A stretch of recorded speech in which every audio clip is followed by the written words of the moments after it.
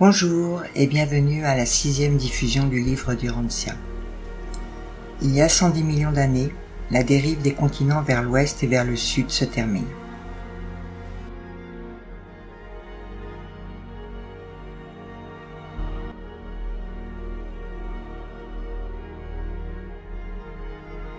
Les plus anciennes montagnes du monde sont situées en Asie, au Groenland et en Europe. Un gigantesque soulèvement, long de près de 16 000 km, s'étendit de l'Europe aux Antilles et forma les montagnes rocheuses actuelles.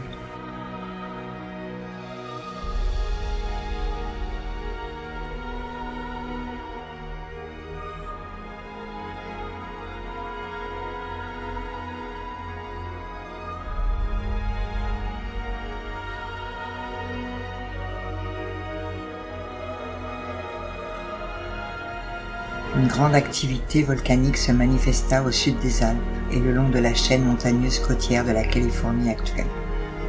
Les plus grandes déformations de la croûte terrestre se produisirent au Mexique. Mais de grands changements eurent lieu également en Europe, en Russie, au Japon et dans la partie méridionale de l'Amérique du Sud.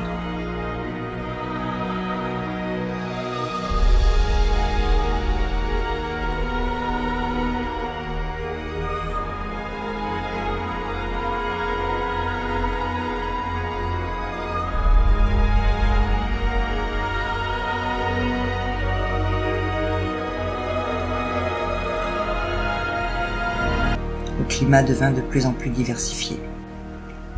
Il y a 90 millions d'années, les angiospermes émergèrent de ces mers crétacées primitives et envahirent bientôt les continents. Ces plantes terrestres apparurent soudain, en même temps que les figuiers, les magnolias et les tulipiers. Il y a 85 millions d'années, beaucoup d'arbres actuels firent leur première apparition. Les hêtres, les bouleaux, les chênes, les noyers, les sycomores, les érables et les palmiers. Ainsi que les fruits, les herbes et les céréales, qui jouèrent un rôle majeur dans le monde des plantes. Le même rôle que les ancêtres de l'homme dans le monde animal. L'importance de cette étape dans l'évolution n'est dépassée que par l'apparition de l'homme lui-même.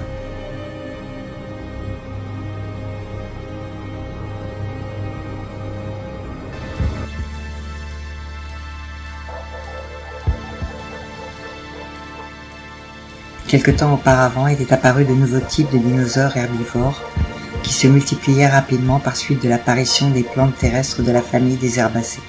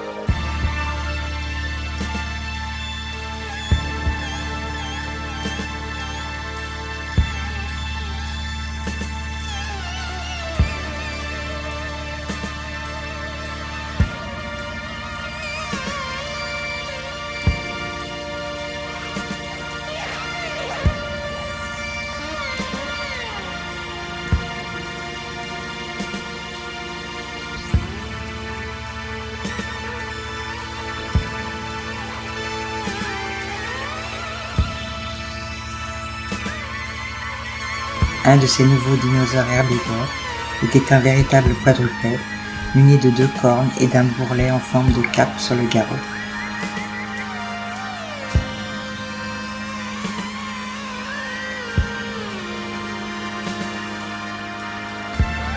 Un type de tortue terrestre de 6 mètres de diamètre apparut, ainsi que des serpents, des crocodiles marins, qui, à la différence des serpents de mer, retournaient toujours sur terre pour pondre leurs œufs.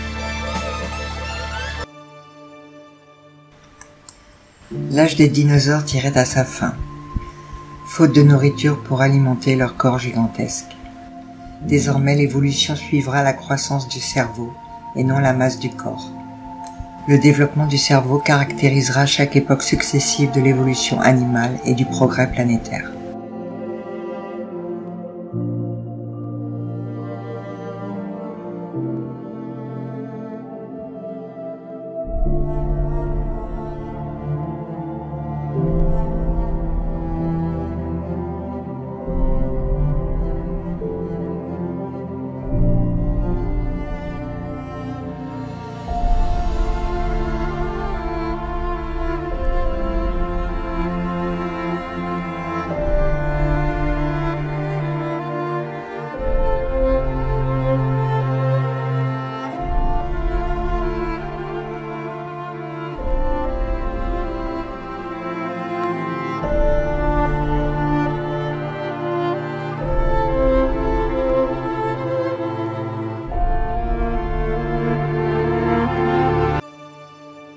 Il en est de même pour les dinosaures de mer, qui atteignirent une telle dimension qu'ils devinrent léthargiques et finirent par périr faute d'avoir un cerveau assez grand pour assurer la protection de leur immense corps. Les pré-oiseaux échassiers et aquatiques n'avaient pas réussi à s'adapter à l'élément aérien, pas plus que les dinosaures volants. Ce furent des espèces éphémères qui s'éteignirent rapidement.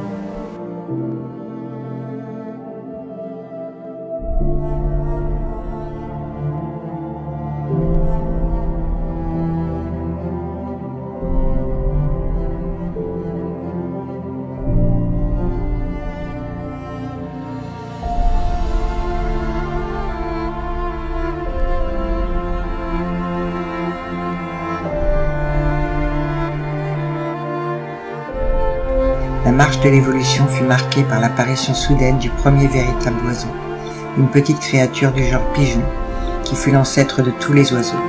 Ce fut le troisième type de créature volante qui apparut sur Terre. Elle jaillit directement du groupe reptile.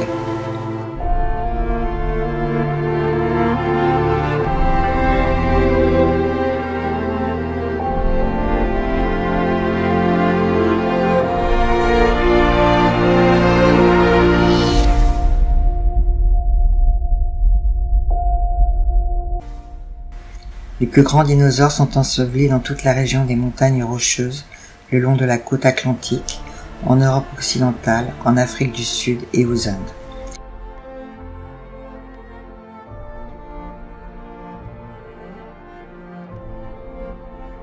Ainsi se termine une longue ère de l'évolution du monde, s'étendant de la première apparition de la vie terrestre jusqu'au temps plus récent des ancêtres immédiats de l'espèce humaine et de ses branches collatérales.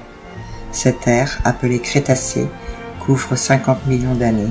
Elle clôt l'ère prémammifère de la vie terrestre.